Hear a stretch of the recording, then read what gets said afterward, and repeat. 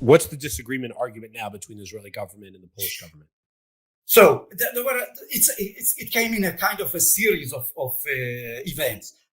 This Polish current government adopted a couple of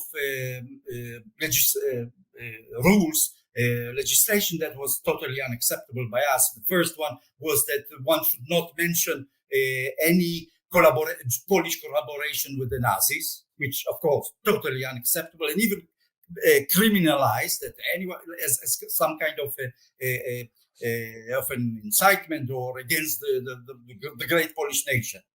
So they changed it. They recalled this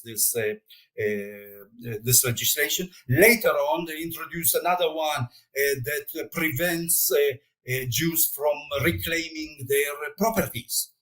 That means they put a kind of a date line until that day. It was possible. Those who have not done so in the last couple of years, that's it. It's impossible.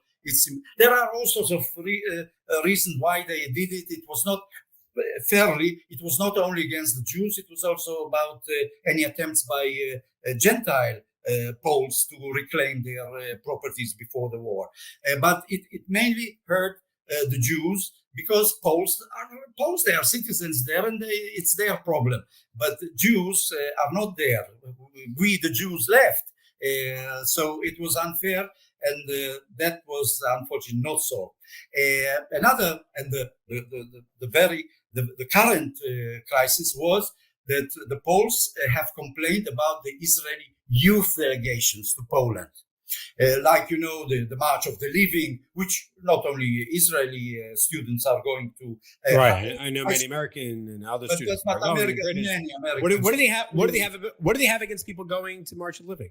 Well, what they've been saying, and that was not new. They were saying that our students are coming to Poland, are visiting only concentration camps and Holocaust memorial places, and do not learn anything whatsoever about Polish people. Moreover, they claim that our students are coming out from Poland with a hatred towards the Poles instead of to the Germans. Would you agree with the second part? Who cares about the first part? I mean, no, that's not true.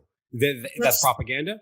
That's not. It's true. Look, as we say, I understand people come and live among the Poles played an aspect in supporting the Nazis and extermination of Jews. There were also you cannot say that. Not okay. I'm trying to get clarity out of you, so I'm saying things personally. Like that. Right. Personally, unlike other countries, Hungary was fascist, Italy was fascist, Romania was fascist. In Ukraine, they had SS, Ukrainian SS battalions. They just named a street in Kiev after like the Manu. In Poland, it was not permitted by the government in exile, but people on personal basis simply collaborated. Some of them were punished. Most of them were not punished. But okay, also in Germany, by the way, most of the perpetrators were not punished, frankly. But they don't like to talk about it. They would prefer to talk only about those who saved Jews. I understand that. But my question to you was, are people being taught on the March of Living that are people walking out with a more negative respect for the Poles than before they visited? That's my question. This is what is being claimed by the.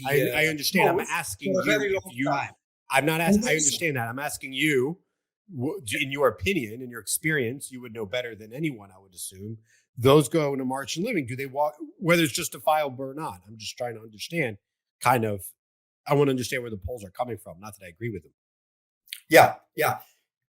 To an extent, there is something. I cannot justify what they are saying, the Poles, but there is something. There is something. What do you mean something? What is something? The something is that really, when they go to Poland, they see only Poles around.